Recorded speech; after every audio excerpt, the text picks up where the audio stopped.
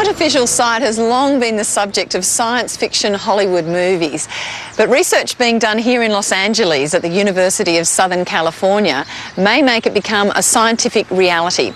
Already it's helping people who've completely lost all of their sight to see again. Terry Byland is totally blind. He started having problems with his sight 20 years ago. First a lack of night vision, then a year later pronounced tunnel vision. And I went to a couple of specialists and a retinal ophthalmologist, and they told me that I was going blind from something called retinitis pigmentosa. Retinitis pigmentosa, or RP, is a genetic degenerative disease which affects cells on the surface of the retina called rods and cones. So there I was at 37 years old, being told I was going blind, and then 7 years later I lost all my sight. I didn't ask for this to happen to me, it just did. And the only way that I was going to change things for myself was to turn the negative, something negative, into something positive.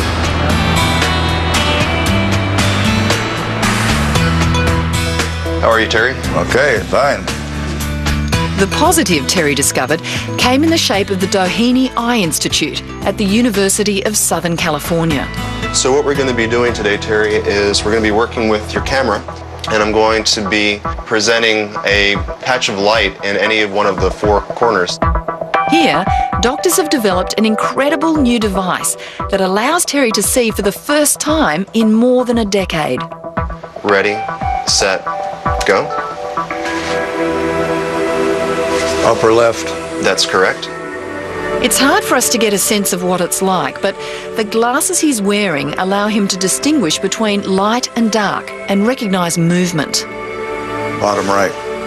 Terry is one of 6 patients to be fitted with an intraocular retinal prosthesis. Although people with RP have lost the use of those rods and cones on the retina, the optic nerve still functions, so information can still be passed to the brain. His glasses house a low-resolution camera which effectively bypasses the damaged rods and cones by transmitting an electrical signal directly to the optic nerve. Bottom right. Excellent. Perfect. I didn't know how I would react to it because I'd never had anything to compare for like 12 years. And when it happened, I have to admit that it almost brought tears to my eyes. These glasses which are used for the simulator are a little different from those used by the patient, but this is basically how the technology works. Mounted at the top, at the front, is a digital video camera which collects a signal and sends it down to an external coil which is located at the back of the glasses, which sits right next to the ear. The message is then sent wirelessly through to the internal coil. Now this sits underneath the skin, just behind the hairline in the scalp, so you won't be able to see it, although you can feel it when you run your fingers over it. Then the signal is converted down to pixels, in this case 16 pixels, and the signal then comes down through fine wire in this silicon sheath through to 16 electrodes. This is then tacked using a 2mm titanium nail to the back of the eye at the retina, and then the signal goes through to the optic nerve and the patient can see. Is I'm going to put a bar of light up on the wall, and it's going to move either from the left to the right or bottom to top. It's early days for the prosthesis they've named Argus, after the Greek god with 100 eyes, but it's had a remarkable effect on Terry. Right to left. That's correct. A few months ago when we started this, very little of this made any sense to me because the visual cortex of the brain, in my case, had been dormant for 12 years. It's a matter of the brain, you know, trying to relearn all over again what it's like to see. The key to Argus is the number of pixels or light cells on the electrode embedded in the eye. When Terry's out and about, his device allows him to distinguish between objects. Dark here and light there. So this must be a dark colored bench, and there's a white sidewalk. And lets him see the difference between night and day. Very bright right up there. Looking up to the sky, very bright. I can just pop these glasses on like this. Okay. Oh, okay, so I can see the pixels. So right now you're looking at a 4x4 pixel, which is currently what our patients are looking at. Our future patients will be a little bit more densely packed. So what I can see now is I can see the 16 boxes of light, and they vary in shades from being very light to dark grey. What you could possibly see are straight edges that have high contrast and possibly motion. If I wave my hand across, perhaps you can see that. Oh yeah, I can see that the light's changing, so I can tell that you're moving. I can tell that you're moving your arm across like that.